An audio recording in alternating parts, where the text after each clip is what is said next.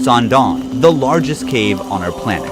This cave is so massive that it has a completely self-sustained ecosystem with its own climate conditions. Hundreds of meters underground, the clouds you're used to seeing in the sky form inside this cave. Sangdong even has an untouched prehistoric rainforest hidden far below the surface, and a vast underground river. From transparent fish to colorful monkeys, over 250 endemic plant and animal species live in this underground world. 7 new animal species were recently discovered here and are unique to this place. Stretching 9 kilometers in length, this cave holds 38.5 million cubic meters of space, and its passages are so enormous that a 40-story skyscraper could fit inside, and its giant stalagmites are rising like towers of ancient cities. Walking inside, it's impossible not to feel as small as a tiny bug. Can a rock move on its own? Sangdong even contains phytokarst rocks, which move towards the sun like semi-living organisms. Rare cave pearls and many other unique formations are also found here.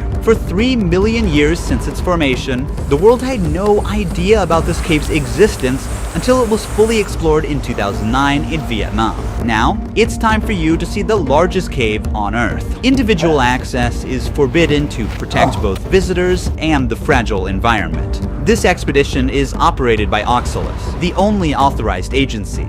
To reach Sangdong, we've trekked through the jungle for 9 hours, and now we must pass through N Cave, the world's 3rd largest cave.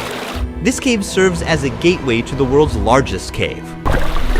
It's crucial to be fully prepared for every possibility. So before setting out on this journey, we did deep online research about Sangdong and its surrounding area to learn about everything that we would need to know.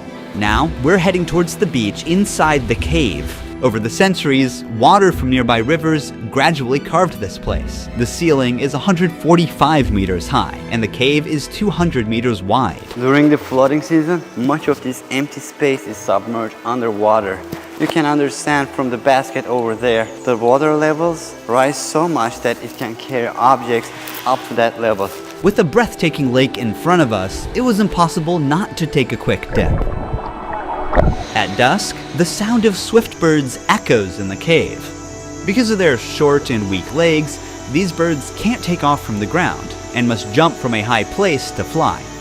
If they are trapped on the ground, it means death is certain for these birds. This one was unlucky and waited to die. At sunrise, we're ready for the journey to Sangdong. If we call this cave a neighborhood, then Sangdong is a massive city in comparison. We will move to the darkness now. I can't help but wonder what awaits us in Sangdong. As we walk, dozens of crickets on the ground start jumping from side to side. The ground is covered with centuries of bat guano. Above us, countless bats hang in deep sleep, but some are awake and constantly defecating on us, so it's not a good idea to look up.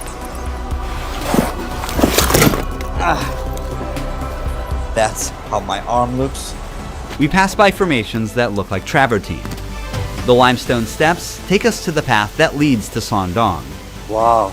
The view here is amazing. You can see some water coming down from both sides. N Cave welcomed us for a night deep in the jungle. Now, it's time to meet Sangdong Cave. It's trying to come to me, you know? It's moving towards me. It knows what to leech on. Oh, it got too big. Beneath the soil we walk on lies the 450 million year old limestone formation, which began forming long before the existence of humans or even dinosaurs. This calcium-rich limestone is composed of shells and skeletons of ancient sea animals that sank to the ocean floor and gradually compressed over millions of years. However, since calcium dissolves easily in acid rain slowly erodes limestone and forms caves over time. This is how the world's largest cave was formed, by rain dissolving limestone. A challenging final climb brings us down to the grand entrance of Sangdong. As we move deeper, everyone's switching on their headlamps now. This path will lead us to the Hope and Vision Passage. In this 9-kilometer-long cave, there is so much to explore. We might be the first to record newly discovered animals. This is the entrance of Sondong Cave. You can see those people look tiny at the entrance. Even just a few steps in, we're surrounded by incredible cave formations. The water, rich in minerals, flows down from the ceilings or walls and builds these beautiful rimstone pools over time. The very first animal greeting us is a cricket. We are making our way through the rocks. Some stalagmites are sparkling in pure white because of the mineral type they're composed of. It looks like a diamond. Yes, it does. There's a huge stalactite in bronze color, resembling frozen waterfalls. The orange-brown hue suggests the presence of iron or other minerals mixed within the limestone. Some stalactites have actually broken off from the ceiling and fell down to the ground. That one in the middle is a fault line. It was formed because of tectonic movements of the Earth. Sondong's enormous size is not just the result of water erosion, but also the fractures caused by tectonic movements, which created pathways for water to flow deeper. There's a huge river in this part of the cave. If you fall, you can't swim. It's so fast. Heavy rains feed many rivers here, and a large and fast river now flows through the cave. How did this come to life? We are like hundreds of meters inside the cave. There is no sunlight. Heavy floods can bring soil and plant stems into the cave. That's why we see a sprouted seed here. Unfortunately, without sunlight, they won't survive for long. The flood also brought spores in, so now there are mushrooms growing here. The moisture and darkness are perfect for them. Just yesterday the water reached up to here. It carried a lot of mud with it. It's so recent, as if the flood just happened here. Signs of the incident are still visible. We reached the Hope and Vision Passage. This is the largest part of the cave. I'm standing next to the tallest stalagmite in the world. It is 80 meters high. It took an average of 800,000 years for these minerals to accumulate on the ground as water dripped from the ceiling and formed this massive stalagmite. The reason it got so huge is because it grew in a part of the cave where the ceiling is over 170 meters high and more than 130 meters wide. So this part of the cave is as large as a 40-story skyscraper could fit, and even a double-decker aircraft could fly through. You can see the light coming from the first dolin very far ahead. That's where we are heading.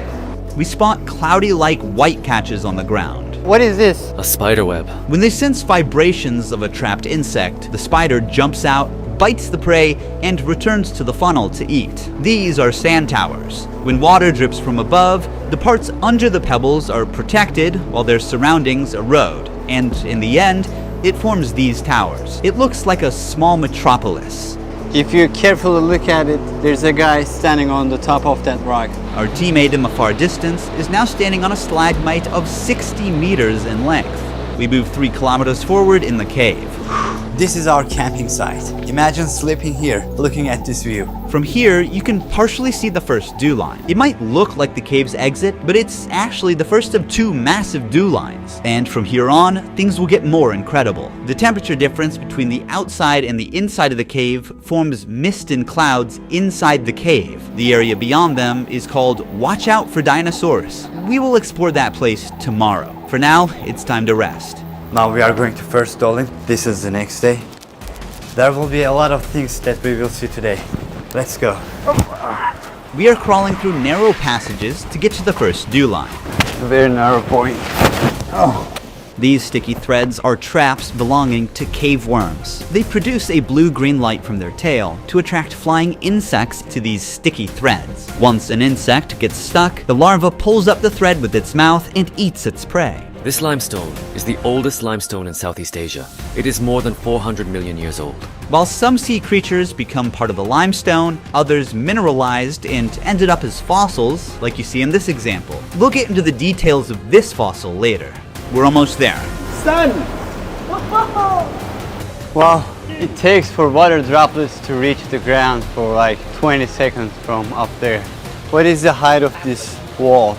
It's around 140 meters. Everything is huge here. When you look up, you can see the trees of the rainforest surrounding the opening. But right now, we are meters below and still inside the cave. The reason why this hole exists is that hundreds of thousands of years ago, the river flowing inside Sondong eroded the limestone and weakened the roof. The roof couldn't hold up and collapsed, creating this giant hole above. So the light gave life to these algae and mosses. In the afternoon, we'll go to Dolin number 2. It's very different. You'll see a real jungle there. But first, let's see the first of the last two incredible formations here. This is also a stalagmite, but it's a different one. It owes its unique layered shape to the waterfalls. These are phytokarst formations. They are rare limestone formations shaped by the growth of algae, mosses, and microorganisms together with calcium carbonate. Since both biological and geological processes shape them, they're like partly a living and partly non-living. Here you can see the phytokarst formations moving toward the sun like a hand extending from the cave. Climbing 1 kilometer down and up in the dark, we finally reached our next destination. This is the second dolmen, much bigger than the first one. This looks amazing. All of a sudden, we are in a forest, in a cave. Look here, they're so dense. The roof of the cave at this point collapsed as a result of the intersection of two main faults, forming a dew line on the surface 252 meters above where we are. The collapsed cave roof allowed sunlight to enter, giving rise to an entirely new ecosystem. Despite extreme conditions, plants and animals have managed to adapt and turn this place into a unique underground rainforest. As we move forward towards the light, the height of the plants grow. The soil makes it perfect to form a rainforest. A large portion of the soil here consists of bat guano. It is accumulated for millions of years and is highly fertile. The soil here is deep and full of small holes. There is an insect in each hole, and the insects are making traps in these holes to catch animals. This jungle is huge. The biologists have found more than 200 species of plants and almost 60 species of animals living in this area. There are some monkeys on trees. This might be the only cave where monkeys live. Most primates typically prefer trees as their habitat, and cave environments are not suitable for them. However, this extraordinary cave has become a new living space for certain species. We came across a centipede, and snakes are living in this forest as well. Sound of this forest is calming. Even the explorers who first came here in 2009 thought they'd found the exit for a moment. Remember that we are in a cave. This cave has its own rainforest. All of these trees get thinner but taller to reach the sunlight coming from above. That's why all of them are very thin, but very tall compared to their width. Certain trees reach heights of 40 to 50 meters. It's because the trees prioritize height to maximize sunlight absorption. This is the remains of a snail. Monkeys catch these snails and break them with stones, then eat them. As we move through the cave, we start coming across signs red-shinned dukes have left behind. Look, so many snails. Most of them are broken and probably eaten by a monkey. We kind of forget we're in the cave because it's so massive. This is where we are going to camp tonight. It's our fourth and final day in the cave. Today, we navigate through a water-filled passage before reaching the Great Wall of Vietnam. The stalagmites here look fascinating, almost like the work of a sculptor. A pool of water surrounds this column and fish are swimming in it. These fish have no eyes as they have adapted to live in this total darkness. Instead, their other senses got stronger over time. See how it doesn't give any reaction to the shadow of my hand or the movement? It doesn't see anything. Like the fish, this cricket is completely blind. It doesn't see me. These super rare formations are called cave pearls. They are usually 1 centimeter in diameter, but here, since they are too old, some of them are as big as a tennis ball. Just like real pearls, they form around a tiny nucleus, such as a grain of sand, with layers of minerals slowly building up over time. They need a few hundred years to be fully formed. As we push further into the cave, something unexpected catches our eyes. These are deer bones. They're estimated to be 500 years old. There is one last challenge ahead, an 80-meter high karst wall called the Great Wall of Vietnam. To reach there, we must also pass through a 600-meter long Passchendaele Passage. The passage is now filled with water and is turned into a breathtaking jade green lake. It's so high that the light does not reach to very top. After the wall, the light from the exit is visible from 500 meters away. We've explored the world's largest cave from one end to the other, yet on the fourth day of the exploration, one mystery still remains. Which ancient creature the fossil we saw in Sondong belongs to? I'm opening Opera browser and quickly navigating to the cave's website to check the related article. Here we'll find the same fossil's image and its description. I'm gonna press Command/ or Control/ to open Aria. It's a built-in AI tool.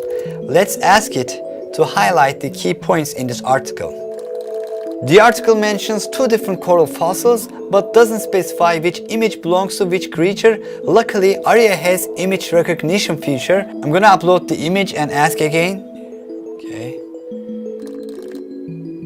It identifies the fossil we saw as Tetracorolia. Let's check for more information on this sea creature. First, I'm using the Tab Islands feature to effortlessly group tabs by topic and save space. I can expand or collapse them as needed.